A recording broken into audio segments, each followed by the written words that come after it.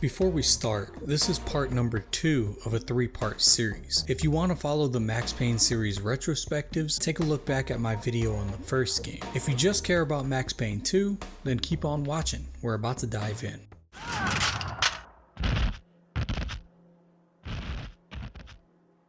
Mona, I found a window cleaner's lift. I'm headed down. Love stories in video games typically aren't a match made in heaven. Whether you're using your partner in Skyrim to carry your burdens, I am sworn to carry your burdens, giving lobsters to that hunk that lives on the beach, or even more serious takes on romance like Ellie and Riley in The Last of Us Left Behind DLC. Many games may feature a budding relationship, but most don't take a stab at putting a romance as the forefront of the plot. Enter Max Payne 2. After the gnarly revenge rampage of the first game ending in the explosion of Nicole Horn and effectively putting an end to Max's grief and guilt over his family's death, Max Payne has returned himself to the NYPD as a detective. The game starts with him investigating a gunfight at a warehouse where a gang named the Cleaners is taking up shop. These Cleaners have been running the city, assassinating anyone with knowledge of the Inner Circle, the secret society from the first game that has members like Alfred Woden and Nicole Horn, but also people like Vladimir Lem, Vincent Gognitti, and Max himself are targeted by the Cleaners. In the investigation of the warehouse, Max finds a long and seemingly lost ally, Mona Sachs, a contract killer from the first game, and the femme fatale to Max's hard-boiled detective. They work together to take down the Cleaners while simultaneously falling for each other. Max even kills his fellow detective to save Mona. I mean, the detective was deep in criminal money and sleeping with Vladimir Lem, but still. And it turns out Vladimir Lem is behind the Cleaners, and he's working up to a full-on assault at Woden's mansion. Max and Mona take out Lem, but in the end, Mona Sachs actually dies this time.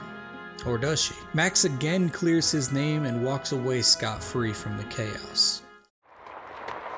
Such a nice young man, coming to see an old lady like me.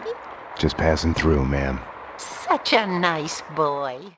Max Payne's obsession with revenge for his family became his only driving motivation. The beginning of Max Payne 2 shows Max Payne still a broken man. He's still a sad sack that lost his family. Yeah, he got revenge, but did he ever make peace with it? Doubtful. He's still an alcoholic, he still pops pain pills, he is incredibly lonely. The game even shows that he used phone sex hotlines just to have someone to talk to. Hi, this is Mona. What's your name? I just need someone to talk to. Honey, this is a phone sex line. All we do is talk. Right. How do you fix something like that? How do you make amends? I thought it would help, but it only made it worse. Just give me your credit card number and I can listen to you all night. Killing them all only made it worse. It didn't bring them back. Hey, what are you, some kind of weirdo? Sorry. Payne's colleagues think that he's a suicide risk. His boss tries to get him into AA. His apartment is trashed. He isn't really living. He has become a robot without a purpose. That is until he is reunited with Mona Sachs. Mona was a minor character from the first game, a passing interaction that, granted, did show Max taking his mind off revenge for the few seconds that they were together. That is until she is supposedly killed in a shootout, but it's revealed that her body disappears, so there was a hint that she survived. Sam Lake took this minor subplot and ran with it for the sequel. He needed to give Max something to live for, and what's better than a love interest that's just as dangerous as the man himself? The game again takes a main interest in something other than the action. It's a character study, a psychological evaluation of Max Payne. Saving Mona Sachs in all the ways possible is just the obsession that Max needs to fill the void of his revenge obsession from the first game. Mona Sachs is hope, something revenge can never be. Revenge is not hopeful, but the pursuit of love, of a relationship, hell, even just someone to talk to, that's hope. Without Mona's help, I'd be a dead man. Suddenly, for the first time in I don't know how long, I realized I didn't wish to be dead.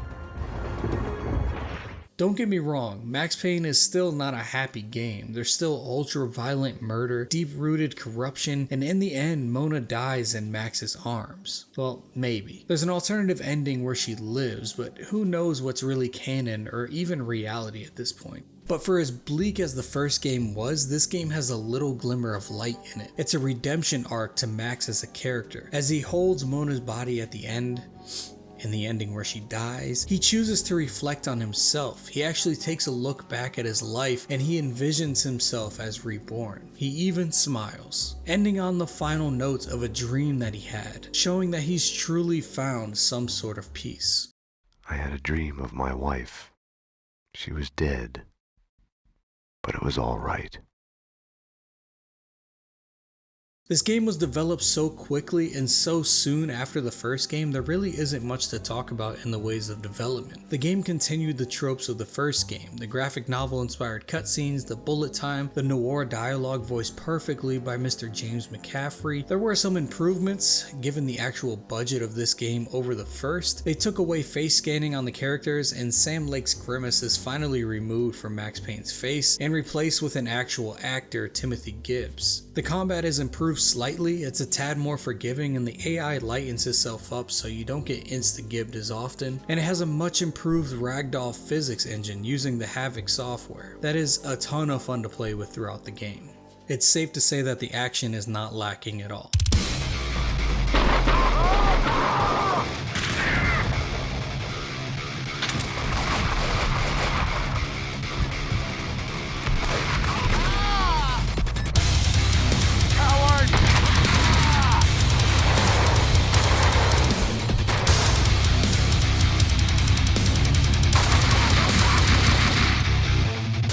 Report a crime. You've come to the right place.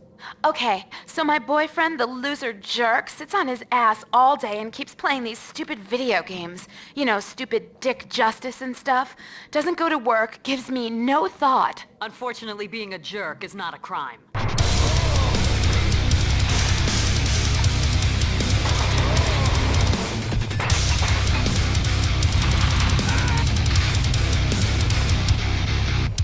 He's been playing those video games an awful lot. Makes him a very good shooter. Holding that controller's like holding a gun, they say in the news. You gotta help me. I fear for my life. Okay, miss. Sit down for a moment and we'll take your name and address and see what we can do about it. Okay. Max Payne 2 followed in the footsteps of the first game by becoming an action game that absolutely nailed action, but it also had ulterior motives. It's a blood-soaked noir romance with a fleshed out redemption arc and a rock-solid writing and dialogue. It's another stroke of genius by both Remedy Entertainment and mastermind Sam Lake. The only downside is that it's an incredibly short game, like 5 hours or so, nearly half the length of the first title. And in 2003, it was quite trendy for games to boast long playtimes, and Max Payne didn't have any kind of multiplayer, another staple of action games at the time.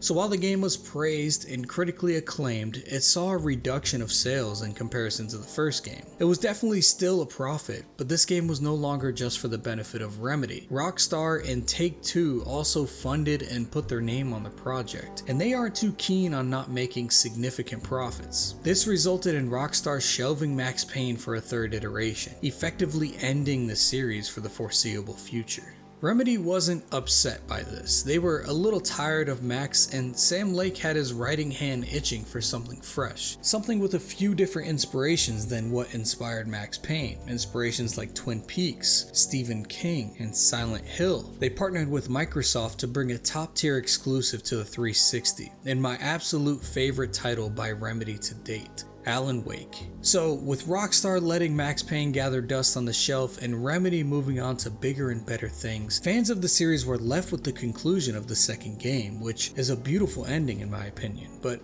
of course, fans will continue to ask for more games. One of those fans being Dan Houser, the dude responsible for writing nearly all of Rockstar's classics, all the GTAs, Bully, Red Dead Redemption, etc. As Rockstar became one of the biggest studios in the industry, Houser's clout became immense, and if he wanted a Max Payne 3, he got Max Payne 3.